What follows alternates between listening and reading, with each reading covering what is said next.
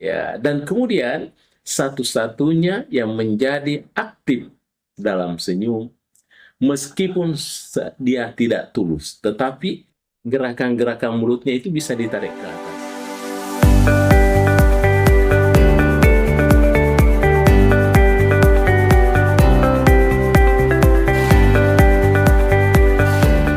Assalamualaikum warahmatullahi wabarakatuh. Para pemirsaku sekalian dimanapun berada, terima kasih segala atensinya yang selalu dicurahkan kepada salah satu channel YouTube kita, Mr. Koronis. Komunikasi romantis dan humanis.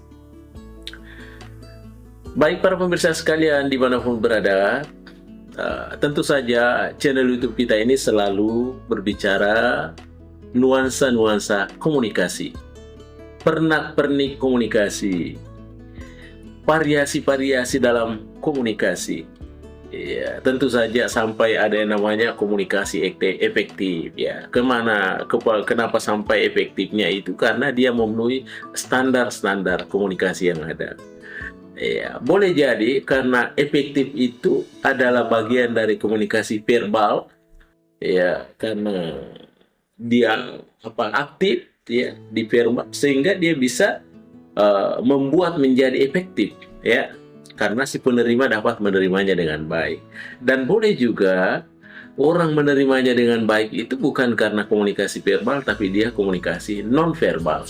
Artinya apa yang dia lambangkan, apa yang dia simbolkan, apa yang dia peragakan itu melalui gestur tubuh, walaupun tanpa harus diksi, tapi orang bisa memahaminya dengan baik.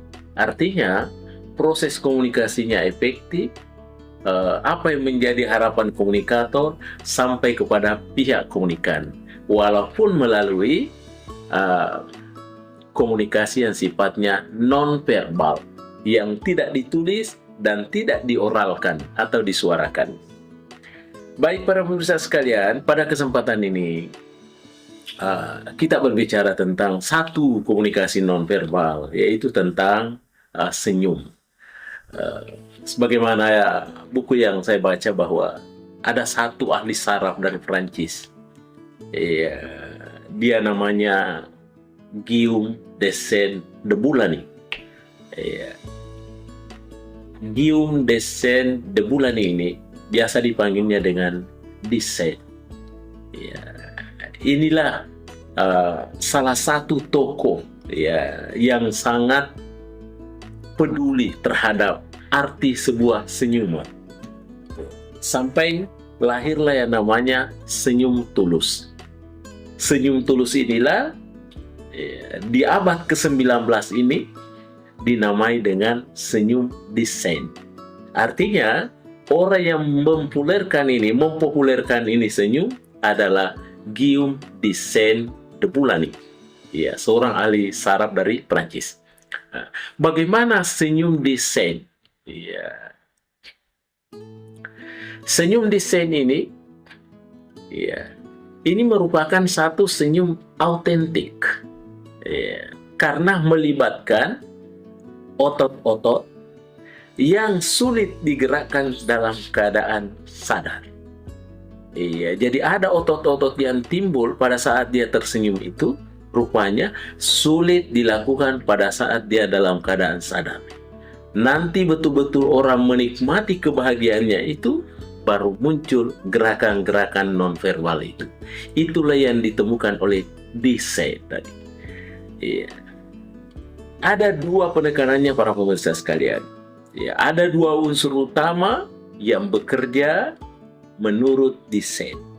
Yang pertama adalah ketika dia senyum, yang merupakan bagian dari simbol komunikasi atau komunikasi nonverbal, maka tentunya senyum itu kadangkala harus dihadirkan juga gerakan-gerakan mulut. Ya. Bahkan ketika orang mau ditandai senyum atau tidak, lihat gerakan mulut. Ya. Kalau gerakan mulutnya tidak membawa dia tersenyum, yakin bahwa dia tidak tersenyum. Iya, jadi indikatornya adalah gerakan-gerakan mulut. Inilah yang diteliti Dicet. ya, bahwa adanya senyum itu akibat karena adanya gerakan mulut, ya, bagian dari mulut, ya, ya, sehingga dia tersenyum. Sebetulnya ini adalah sesuatu yang standar. Artinya, ketika orang tersenyum, pasti gerakan mulutnya, sudut mulutnya ditarik ke atas, ya, ya, dan kemudian satu-satunya yang menjadi aktif dalam senyum, meskipun dia tidak tulus, tetapi gerakan-gerakan mulutnya itu bisa ditarik ke atas, ya, walaupun senyumnya tidak tulus. Ya, pertanyaannya, adakah senyum tulus dan ada senyum tidak tulus? Jawabannya pasti ada. Ya, ada senyum dalam keterpaksaan atau senyum dalam situasi dan kondisi. Dia menyembunyikan daripada emosi. Ya. Sebetulnya ini bukan sesuatu yang dilarang. Justru ini adalah merupakan satu strategi untuk bangkit daripada apa yang dialami. Ketika dia mengalami satu masalah, tentulah tidak harus larut dengan masalahnya. Tetapi dia mencari jalan untuk bangkit dari dirinya, ya, menguatkan dirinya, tentunya dia melalui senyum. Sehingga di sekelilingnya, orang menganggapnya aman-aman saja, karena selalu dibarengi dengan senyum. Iya. Jadi itu yang pertama, gerakan mulut, ya. Kemudian yang kedua, ya, simbol komunikasi senyum atau gerakan nonverbal senyum ini, dan ini yang terpenting menurut desain, bahwa perlunya didukung oleh gerakan mata. Ya, jadi ketika orang tersenyum tetapi matanya tidak mendukung, kan nuansanya lain kelihatannya. Dia tidak ada sinergitas antara gerakan mulut dengan mata. Terjadi kontradiksi. Ya, matanya kelihatan liar, tetapi ada senyum yang ditampilkan. Ini kelihatannya tidak seirama, dan ini yang agak sulit. Ya, makanya Dasein, ya, mengatakan bahwa bagaimana posisi gerakan mata, ya, otot di sekitar mata, ya, dia harus berkontraksi, ya, berkontraksi, dan inilah menyebabkan, ya, kerutan di sudut luar mata, ya, yang sering dilakukan secara sengaja. Jadi ketika dia tersenyum, gerakan matanya mendukung, berarti ada kerutan di ujung matanya itu, ujung kelopak matanya. Ya, dan ini yang biasa disebut dengan crossfit. Ya. Kemudian gerakan ini tentunya tidak semudah itu dilakukan. Ya. Sebab gerakan-gerakan ini kadangkala terjadi di luar kesadaran kita. Artinya ketika orang mencapai puncak kebahagiaan, ya, ketika seseorang mendahulukan senyum, kemudian dibarengi dengan sebuah tatapan mata, dan kemudian tatapan matanya itu adalah sesuatu yang tulus, maka tentunya itu bisa terjadi secara tidak sengaja. Tapi hal ini kadangkala sulit dilakukan dalam keadaan kita sadar.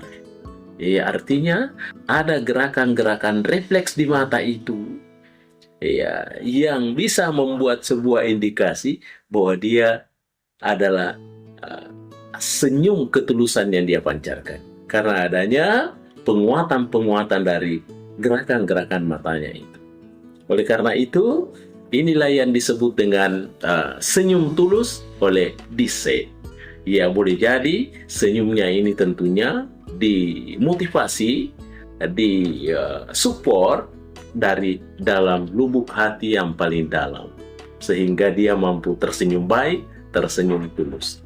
Adanya kolaborasi antara mulut dengan gerakan mata. Ya, ada sinergitas di antara keduanya, sehingga dia kelihatan senyumnya menarik, senyumnya tulus, dan bisa senyumnya membuat damai terhadap sesamanya. Oleh karena itu, inilah yang disebut dengan oleh Dasein, ya, Dasein itu adalah senyum tulus yang tentunya dapat menjadi penyejuk di antara kepada kita sekalian semua, karena ini adalah bagian dari simbol komunikasi yang disebut dengan komunikasi non-verbal. Baik para pemirsa sekalian, ya, selamat tersenyum di mana-mana saja, tentu tersenyum, asal jangan senyum terus. Ya, tentu Tersenyum di sini adalah tentunya tetap melihat konteks, situasi, dan kondisi di mana seharusnya tersenyum dan di mana harus menahan senyum. Baik para pemirsa sekalian dimanapun berada, terima kasih atas segala atensinya. Mr. Koronis mengundurkan diri. Assalamualaikum warahmatullahi wabarakatuh. Mr. Koronis, jangan lupa